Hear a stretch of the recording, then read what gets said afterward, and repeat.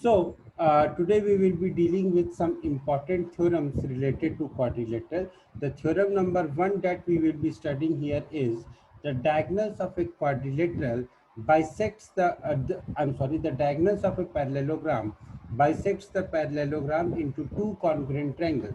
ये बात हम लोग पढ़ चुके हैं पहले जब अपन parallelogram की properties when we were discussing. We have already read this thing कि how the diagonals of a parallelogram divide the parallelogram into two congruent triangles. कैसे करते थे सर, कैसे किया था हम लोगों ने, कैसे डिस्कस किया था? सी यहाँ पे दो here the two triangles will be congruent. Why the two triangles will be congruent? या तो आप ASA क्राइटेरिया लगा दो, या फिर आप SAS क्राइटेरिया, या फिर आप SSS क्राइटेरिया लगा दो, या फिर आप ASA क्राइटेरिया लगा दो. In both the way you will find that the two triangles are congruent, and this is what we were supposed to prove. In your book they have used the ASA criteria. In most of the places you will find ASA criteria only, but SSS is also equally good. There is no problem with it. SSS is also equally good. Next is the diagonals of a parallelogram bisect each other. The next criteria is the diagonals of a parallelogram bisect each other. अब इसको prove करने के लिए अपने को क्या करना पड़ेगा? We have two triangles here. We have two triangles here. मेरे को I have to prove that AO is equal to OC and OB is equal to OD. That means, my dear friend, somewhere I have to prove this. तो अगर हम लोग AOB और DOC को congruent prove कर देंगे तो हो जाएगा. Exact. That is what I'm saying. That somewhere I have to prove that triangle AOB is congruent to triangle DOC. ये मेरे को कहीं ना कहीं कैसे ना कैसे किसी ना किसी तरीके से मुझे ये प्रूव करना है. ये प्रूव करना बहुत आसान है. There is no problem in it. The two triangles will be congruent by virtue of ASA congruency criteria. ये दोनों triangles congruent होंगे. क्यों congruent होंगे sir? Because they will have ASA by ASA congruency criteria. ASA congruency criteria यहाँ पे कैसे रहेगा? ये साइड कॉमन, ये वाला एंगल इस एंगल के बराबर, ये वाला एंगल इस एंगल के बराबर. So by ASA congruency criteria, the two triangles will be congruent. So thus I can say that the two triangles will be congruent by ASA. Sir, can you repeat, sir? What you want me to repeat, my dear friend? In last theorem, sir. Sir, I'm getting very much issue, sir. Sir, due to this rain. Okay. Sir, I reconnected. Now I can hear you, sir. Can you repeat, sir, please? Yeah, sure. No problem. Actually, I don't know whether it is raining or not because I'm inside now. So no problem. And even if you are missing anything, then you can also watch the recordings. That is why the recording is being done. See, I was supposed to prove that the diagonals of a parallelogram bisect each other. That means I was supposed to prove that AO is equal to OC and OB is equal to OD.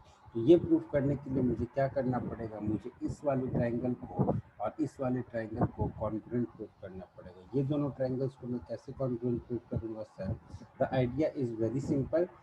ये वाला angle और ये वाला angle बराबर होता है because they are alternate interior angles. Similarly, this angle and this angle are equal. Again, they are alternate interior angles. And this side AB is equal to this side DC. Why, sir? Why they are equal? Because they are opposite sides of a parallelogram and which are equal to each other. So thus I can say that this triangle AOB will be congruent to triangle COD. अगर ये दोनों triangles congruent हो गए, I can say that the diagonals are bisecting each other. Fine. Next is the diagonals of a rhombus are perpendicular to each other. The diagonals of a rhombus are perpendicular to each other. ये मेरे को proof करना है. अब ये कैसे proof करेंगे sir? सोचो, थोड़ा सा सोचो. प्रूफ तो अगली स्लाइड में है ही, बट थोड़ा सा सोचो और मुझे बताओ कि कैसे प्रूफ करेंगे. हो गया. कैसे हुआ बताओ. हाँ सर, इसमें सर क्या किया सर, इसमें हमें रोम्बस में सर ये पता है कि A B is equal to B C is equal to C D is equal to D A sir. ठीक है। सर तो फिर और हमें ये भी पता है कि जो वो रोम्बस है वो टाइप का पैरेललोग्राम है, इसका मतलब ये हुआ उसके जो डायगोनल जो है वो बाइसेक्ट करेंगे एक दूसरे को, मतलब ultimately O B is equal to O D और O A is equal to O C. ठीक है। सर फिर हम लोग अगर देखें ट्रायंगल बी ओ सी और ट्रायंगल डी ओ सी को, तो B O is equal to O D from, और क्योंकि वो हमने ऊपर लिखा था, और B C is equal to D C. Sir, so by SSS congruency rule, triangle BOC is congruent to triangle DOC. So angle BOC is equal to very good, angle DOC very good, by very CBC. Good, very good, very good, very good.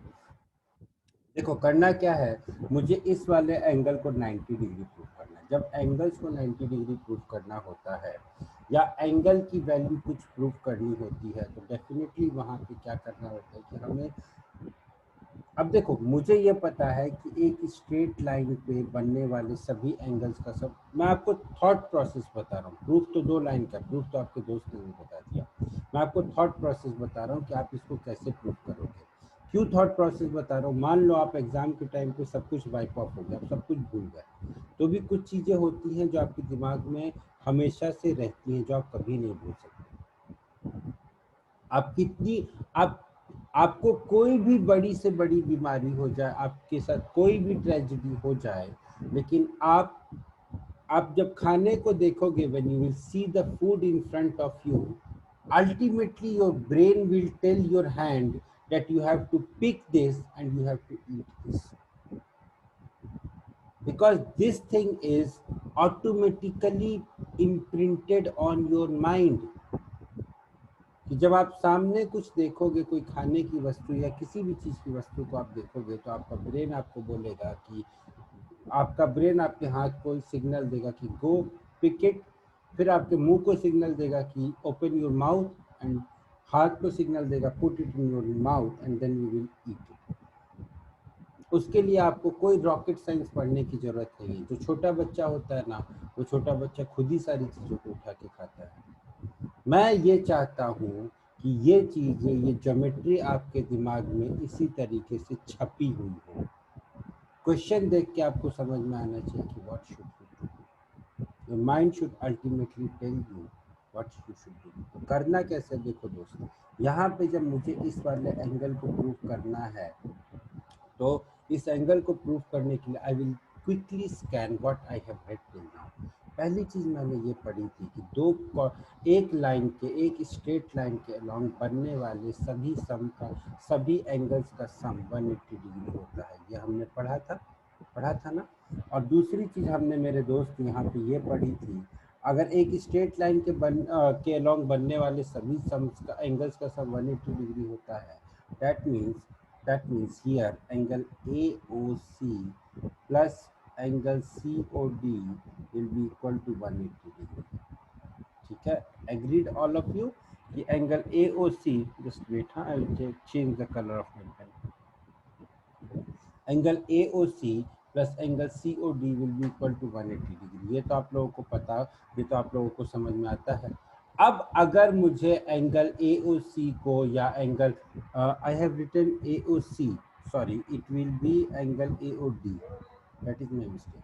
अब अगर आपको पता करना है कि I have to prove that angle AOD और angle COD is equal to 90 degree, तो कैसे करेंगे दोस्त? एक तरीका है प्रूव करने का। वो तरीका क्या है? आप इस वाले एंगल को और इस वाले एंगल को इक्वल प्रूव कर दो।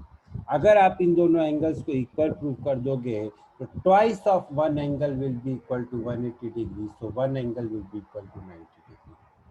अब आपका फ्रेंड बोलेगा, सर क्यों सर इक्वल क्यों प्रूफ करने, एक को अपन वैसे 90 डिग्री होगा, तो आपका फ्रेंड बोल सकते हैं सर कोई और भी तो पॉसिबिलिटी हो सकती है।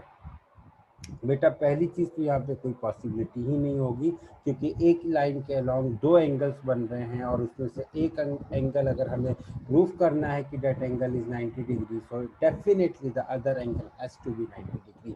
यहाँ पे कोई और पॉसिबिलिटी तो होगी नहीं, पहली चीज़। जब कोई और पॉसिबिलिटी होगी ही नहीं तब इसको प्रूव करके देखते हैं। अब देखो कैसे प्रूव करेंगे। अब यहाँ पे मेरे पास दो ट्रायंगल्स हैं, एक ट्रायंगल ये दिख रहा है, एक ट्रायंगल ये दिख रहा है। अगर मैं इन दोनों ट्रायंगल्स को किसी भी तरीके से कॉन्ग्रुएंट प्रूव कर दूं तो मेरे ये दोनों एंगल्स इक्वल हो जाएंगे। बेसिकली मुझे इन दोनों एंगल्स को इक्वल प्रूव करना था। तो इक्वल कैसे होंगे, हमको पता है कि जो कॉन्ग्रुएंट ट्रायंगल्स होते हैं उनके एंगल्स क्या होते हैं, इक्वल होते हैं। तो मुझे क्या करना है, इन दोनों ट्रायंगल्स को किसी भी तरीके से कैसे भी करके कॉन्ग्रुएंट प्रूव करना है। अब कैसे करूंगा कॉन्ग्रुएंट प्रूफ सर, कैसे करूंगा कॉन्ग्रुएंट प्रूफ? करना क्या है, इन दोनों ट्रायंगल्स को देखते चेक करते कैसे होगा। अब देखो भाई ध्यान से देखो, in triangle AOD, in triangle AOD and triangle COD, triangle AOD में और ट्रायंगल COD में अब देखिए क्या क्या हो सकता है। AO is equal to OC. Why? Because rhombus is also a parallelogram and diagonals of a parallelogram bisect each other. So AO is equal to OC. OD is equal to OD. Why? Common side. AD is equal to CD. AD Sides of rhombus are equal. Equal to CD. Sides of rhombus are equal. So by SSS congruency criteria, the two triangles are congruent. Therefore, angle AOD will be equal to angle COD. COD or 2 times of angle AOD will be equal to 180 degree. That gives me angle AOD is equal to 90. खत्म कहानी। पैसा पैसा नहीं, किस्सा किस्सा खत्म, पैसा हजम। Angle AOD is equal to 90 degree। खत्म। that was the proof important है, बहुत important है, लेकिन proof से पहले का thinking भी important है कि why I have done the way it is done, why they have done the way it is done, that is more important here। That should be your idea कि आपको करना कैसे। बाकी इतना लंबा प्रूफ तो आप लोग याद भी कर सकते हैं, ठीक है, कोई बड़ी बात नहीं है। But you this should be clear in your mind why it is done. चलो आगे बढ़ते हैं। ज्योमेट्री के साथ सबसे बड़ी प्रॉब्लम ये होती है कि लोग बोलते हैं कि यार ज्योमेट्री समझ में नहीं आती because it is lot of proofs. मैं बोलता हूँ the proofs are easiest thing. बस आपके दिमाग में पता होना चाहिए, आपके दिमाग को पता होना चाहिए, आपका जो दिमाग, your mind should automatically judge, scan, what should I do? चलो, solve this question. You have 30 seconds to answer. Fast. So आपको इस क्वेश्चन को करने के लिए यही करना था। आपको सारे x मान लो तो एंगल्स आपके हो जाएंगे 3x, 5x, 9x, 13x। चारों एंगल्स का जो सम होगा वो 360 डिग्री होगा। सॉल्व कर लो, get the value of x and then get the value of the question, get the value of the x and then get the value of angles. अब ये क्वेश्चन आप लोगों को सॉल्व करना है। Prove that the angle bisectors of a parallelogram form a rectangle.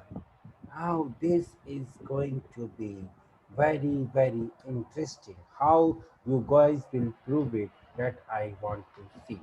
The time allotted for this question is, where is my watch? The time allotted for this question is 2 minutes, 3 minutes. Chalo. The time allotted for this is 3 minutes. Try this and tell me how you will solve this. Try this honestly. You don't have to cheat. This is not going to be an exam. Try this.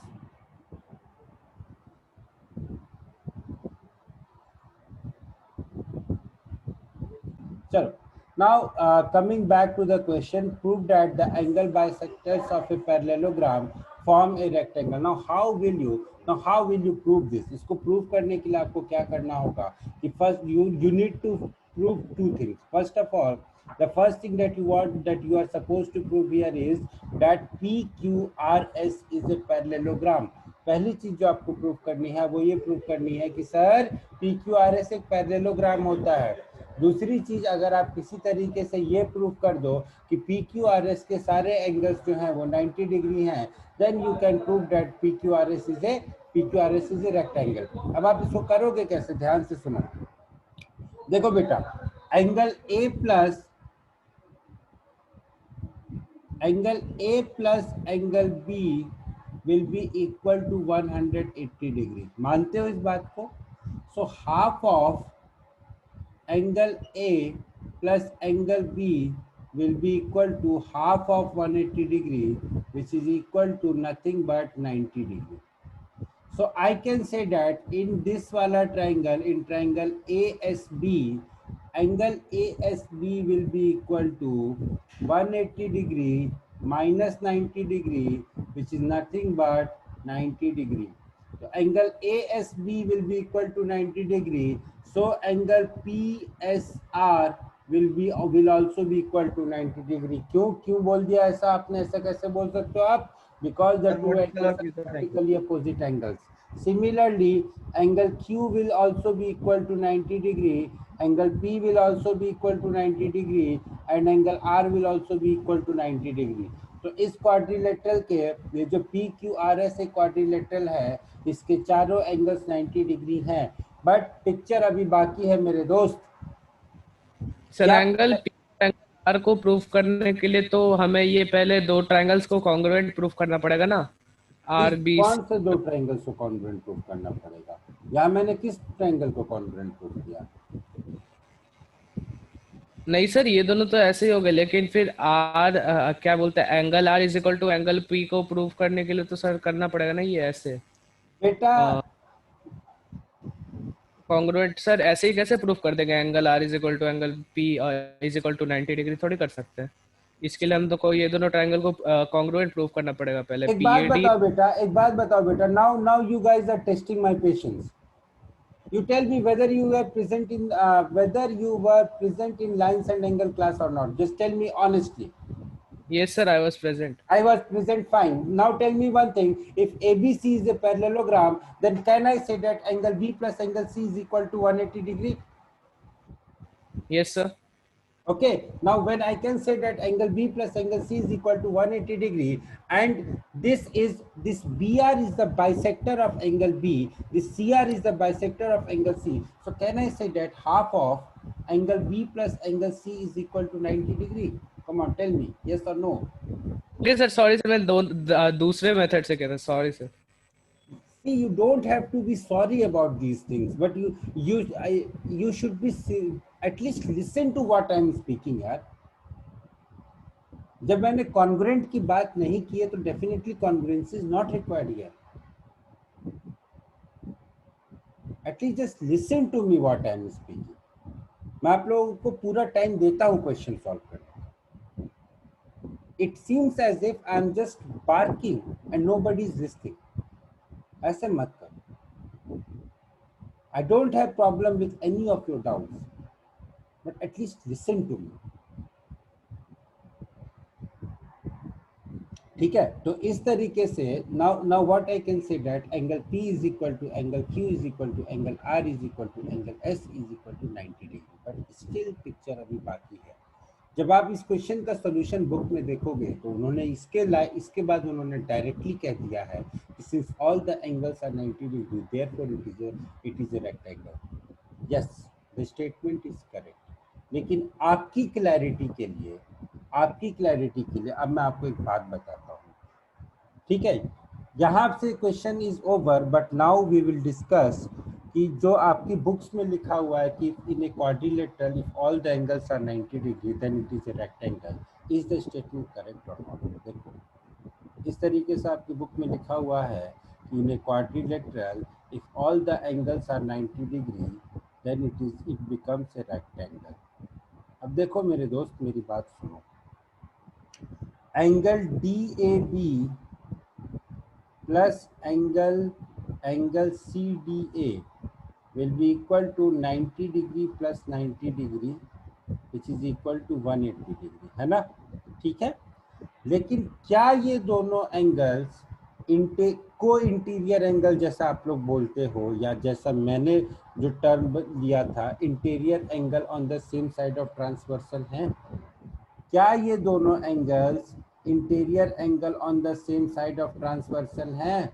अगर yes अगर sir, तो जब इस तक हम लोग proof नहीं कर देते डीसी पैरेलल टू एबी तब तक नहीं है। क्या क्या सर बोल जब तक हम लोग ऐसा प्रूफ नहीं कर देते कि जो डीसी है वो एबी के पैरेलल है और डी ट्रांसवर्सल है तब तक नहीं है। कैसे नहीं है बेटा? एक बात बताओ, दो लाइंस को कैसे पैरेलल प्रूफ करते हैं?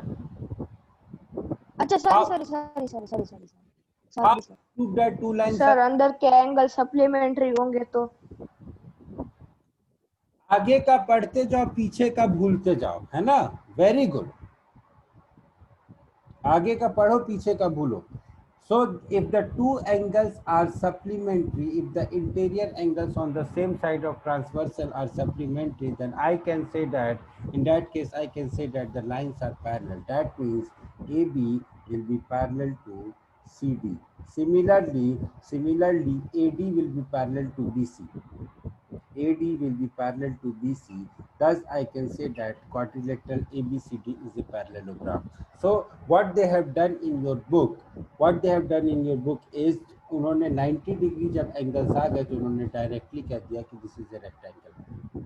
बट यहाँ पे ideally they should have written one step also कि since these angles are also co-interior angles, therefore this PS will be parallel to QR, this SR will be parallel to PQ, therefore this PQRS becomes a rectangle. This PQRS becomes a parallelogram, and since this PQRS is a parallelogram now, therefore what I can say that it is a parallelogram with all the angles as 90 degrees, therefore this is a rectangle. This is how you are supposed to solve this question. इस तरीके से सब question solve होते हैं बेटा, ऐसे ही नहीं हो जाते. So you have to understand what are the things that you want to apply, how you want to apply the things, कैसे अप्लाई करना है, क्या अप्लाई करना है, ये चीज़ें आपके दिमाग में क्लियर होनी चाहिए. अगर ये चीज़ें क्लियर नहीं होंगी दोस्त तो क्वेश्चंस कभी नहीं सॉल्व होंगे. यहाँ तक किसी को कोई डाउट है तो पूछ सकता है. I will just wait for another.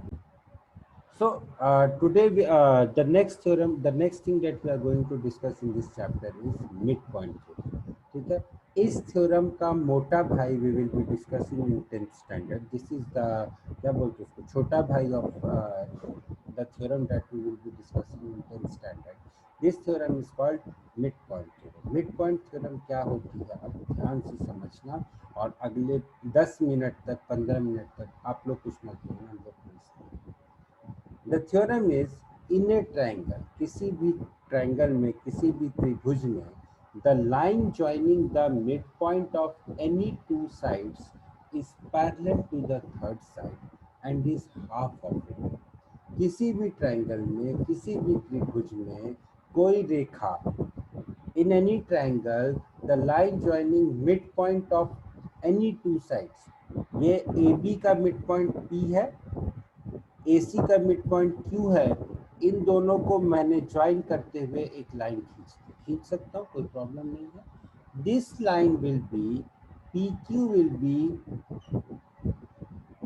Parallel to BC and PQ will be half of BC.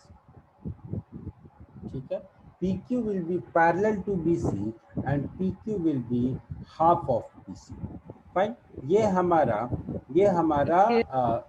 क्या बोलते हैं, this is my theorem that we are suppose to prove. अब इस थ्योरम को मुझे प्रूव करना है. कैसे प्रूव करूँगा? देखो, जब आप लोग सिमिलैरिटी पढ़ोगे, जब आप लोग अगर आप लोग जब 10th स्टैंडर्ड में सिमिलैरिटी पढ़ोगे, इन दैट केस ये जो प्रूफ है ये सिर्फ 2 मिनट का है. But since here we have not read the similarity, so we have to deal it by using the concept of by using the concepts that we have learned till now. Fine. तो क्या करेंगे, सबसे पहले अपन लिखेंगे given में क्या है. Given A triangle ABC in which P is the midpoint of side AB and Q is the midpoint of side AC. ठीक है भाई, बहुत अच्छी बात है. अब उसके आगे आप लिखोगे टू प्रूव.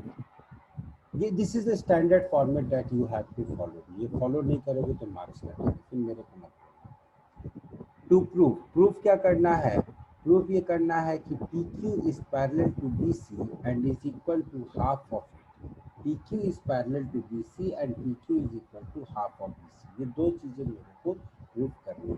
कैसे प्रूफ करेंगे? अब ऐसे तो ये प्रूफ होने से रही सर, यहाँ पे हमें कुछ कंस्ट्रक्शन करना पड़ेगा। कंस्ट्रक्शन क्यों करना पड़ेगा सर? क्योंकि हमें यहाँ पे देखो सर हाँ बोलिए। बीसी को बाइसेक्ट करवाना पड़ेगा ना, बीसी को बाइसेक्ट करेंगे तभी तो P Q is equal to 1/2 BC होगा। ऐसा किसने बोल दिया? पी क्यू की कुछ लेंथ है, बीसी की कुछ लेंथ है, मुझे ये प्रूव करना है कि जो पी क्यू की लेंथ होगी वो बीसी के लेंथ के बराबर हाफ होगी। यहाँ पे बाइसेक्ट क्यों करेंगे बेटा? Why we will bisect it?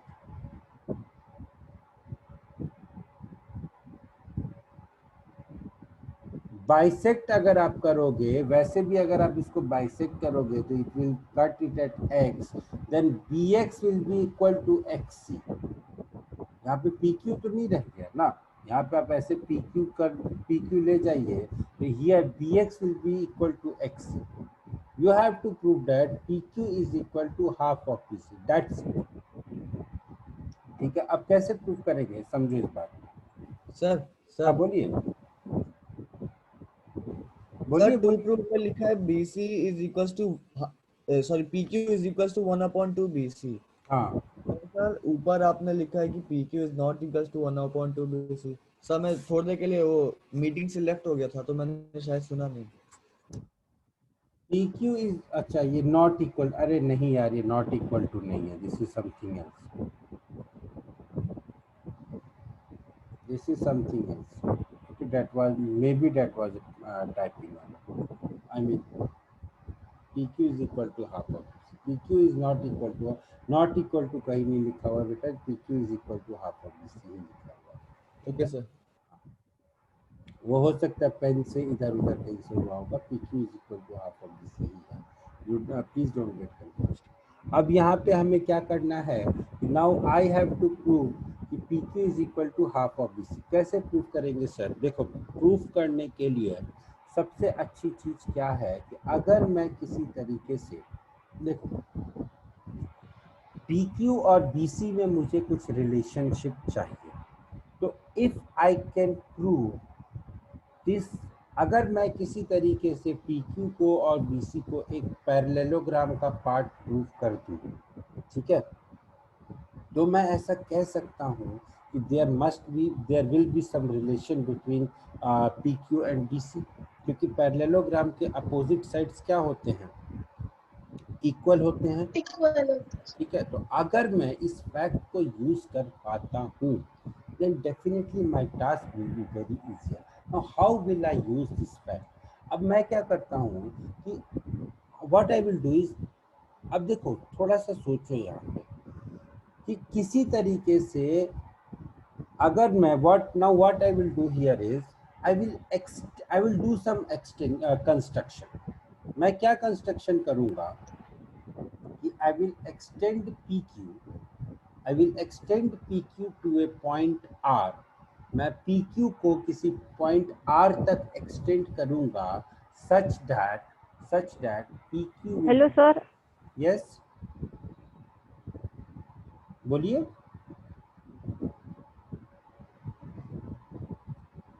Please बोलिए।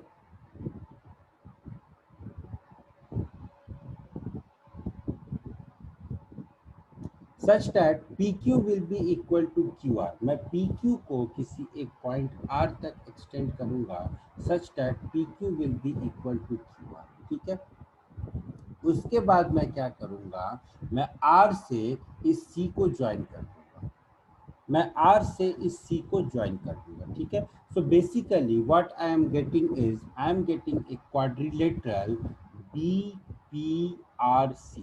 मेरे को एक क्वाड्रिलेटरल मिल रहा है यहाँ पे विच इज BPRC। अब now try to understand the thought process। अगर मैं किसी तरीके से इस BPRC को पैरेललोग्राम प्रूव कर देता हूँ तो मेरा काम हो जाएगा। कैसे इस BPRC को पैरेललोग्राम प्रूव करूंगा? पैरेललोग्राम प्रूव करने के लिए मेरे एंगल्स इक्वल होने चाहिए। ठीक है, एंगल्स इक्वल होने चाहिए। हाँ, अगर मेरी साइड्स भी इक्वल हो जाए तो भी मेरा काम बन जाएगा, लेकिन एंगल्स तो इक्वल होने चाहिए। अब देखो ध्यान से, इस ट्रायंगल में, नाउ लेट मी इरेज सम कचरा over here, triangle A P Q में और ट्रायंगल आर सी क्यू में क्या क्या है, this angle is equal to this angle, ठीक है, angle and further AQ is equal to QC and PQ is equal to QR. So I can say that triangle AQP is equal to triangle RQC. मैं ऐसा कह सकता हूँ कि ये दोनों जो ट्रायंगल्स होंगे, ये दोनों ट्रायंगल्स मेरे इक्वल होंगे, ये दोनों ट्रायंगल्स मेरे कॉन्ग्रुएंट होंगे। क्यों कॉन्ग्रुएंट होंगे सर? ये दोनों ट्रायंगल्स मेरे SAS कॉन्ग्रुएंसी क्राइटेरिया से कॉन्ग्रुएंट होंगे। जब ये दोनों ट्रायंगल्स मेरे SAS कॉन्ग्रुएंसी क्राइटेरिया से कॉन्ग्रुएंट होंगे, तो my dear friend, in that case what will happen, AP will be equal to CR, AP will be equal to CR. क्यों सर, क्यों हो गया AP is equal to CR? Because we know that in congruent triangles by CP/CT AP will be equal to CR. अब हुआ क्या, AP was also equal to BP. AP was also equal to BP. So I can say that BP will be equal to CR. मैंने ये कह दिया कि BP will be equal to CR, कह सकता हूँ? बोलो हाँ या ना। यहाँ तक समझ में आ गया? Just tell me. Yes sir. ठीक, यस सर। चलो आगे चलते हैं। सो जब यहाँ तक आपको समझ में आ गया, BP is equal to CR हो गया, अब मुझे कुछ और चीजें प्रूव करनी है। अब वापस से इस फिगर में चलते हैं और कुछ और चीजें समझने की कोशिश करते हैं, ठीक है। ये वाला एंगल, अगर मैं इस एंगल को एंगल 1 बोलता हूँ और इस एंगल को एंगल 2 बोलता हूँ, so here angle 1 will also be equal to angle 2 by CP/CT। बोलो, कह सकता हूँ? क्या angle 1 will be equal to angle 2 by CP/CT because the two triangles are congruent. Now since the two triangles are congruent, therefore my dear friend, and these two angles are equal and these two angles are also the alternate interior angles. So my dear friend, what I can say, that CR is parallel to AB. CR is parallel to AB, तो इसको because here the alternate interior angles are equal, therefore I can say that CR is parallel to AB. Now since CR is parallel to AB, so I can also say that CR is parallel to BP, क्योंकि ये जो BP है वो AB का ही तो part है ना। तो CR is parallel to BP और CR is parallel to AB and CR was also equal to BP। तो हम ये जानते हैं कि किसी क्वाड्रिलेटरल के अपोजिट साइड, अगर कोई भी अपोजिट साइड अगर पैरेलल भी हो और इक्वल भी हो, तो वो क्वाड्रिलेटरल क्या हो जाता है?